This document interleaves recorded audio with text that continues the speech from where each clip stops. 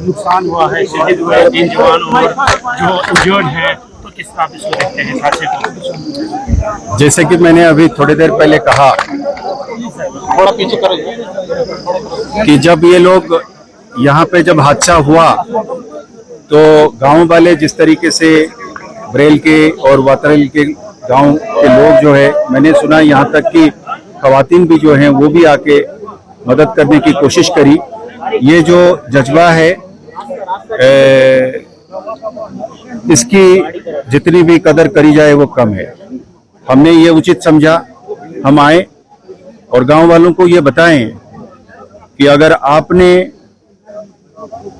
अपना दिल से आकर मदद करने की कोशिश करी और जब आपने ये करी आपने बिना लालच के करे।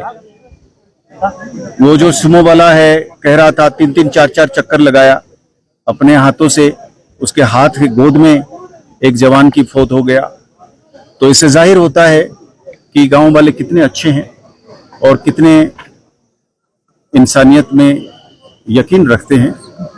तो जिसको अंग्रेजी में कहते हैं a natural desire to be of help to a fellow human being, और इसका रिस्पेक्ट और इसकी कदर जरूरी है।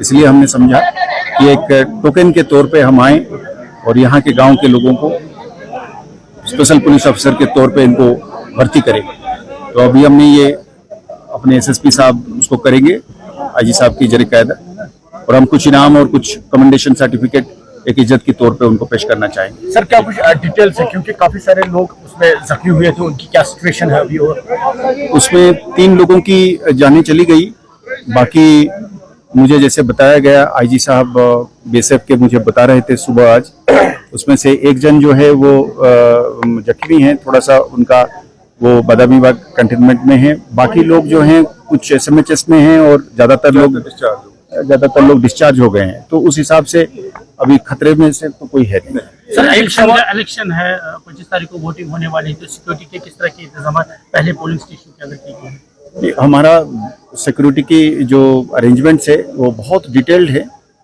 और पोलिंग बूथ को लेकर या पोलिंग पार्टीज की सिक्योरिटी को लेकर, या अभी जैसे चल रहा है रैलीज है, कैंडिडेट्स हैं, बाहर से जो ऑब्जर्वर्स आए हैं उनकी सिक्योरिटी है।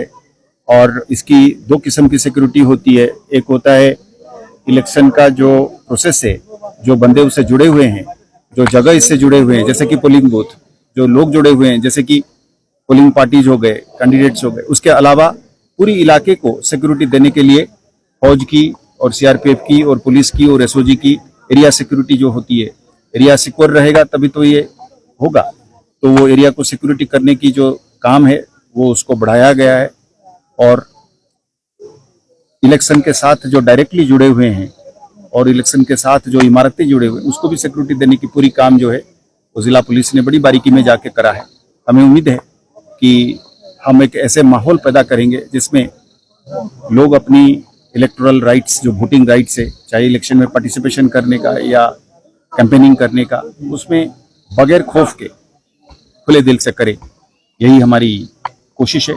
हम उम्मीद करते हैं कि इस पे हम कामयाब रहेंगे। सवाल आपसे जरूर जानना चाहूँ, जिस तरह से हम पहले देखते थे जो लोग थे या नौजवान थे वो पुलिस या सिक्योरिटी फोर्सेस से दूर रहते थे, जिस तरह से कल हादसा हुआ उसके बाद यहाँ के लोगों ने, यहाँ के नौजवानों ने जिस तरह बढ़ चढ़ के हिस्सा लिया, उनको हॉस्पिटल पहुँचाया, तो पुलिस और सिविल के बीच जो गैप थी वो कहीं ना कहीं अब पूर्ण हो गई है। जनाब बिल्कुल सही है। एक्चुअली वो कुछ ये जो दूरी जो है ना, वो मतलब दूसरा जो पार्टी है अपोजिट वाली, वो उसको एक नैरेटिव में भी फंसा के रखे थे। जब ये धीरे धीरे ये सिचुएशन अच्छा होता रहेगा ना, तो दोनों तरफ से ये माहौल सुधरेगा और एक दूसरे के बारे में इत्तेमाद बढ़ेगा। हमें उम्मीद है इसी इत्तेमाद से हम इस माने ये जो अमन है इसको हम एक लेवल पे ले जाएंगे जहाँ पे आप और हम इस तरीके खुले तरीके से यहाँ आए हैं, घूम रहे हैं, काम कर रहे हैं, इलेक्शन हो रहे हैं, वो ये कामयाब होगा। सर मैसेज के लिए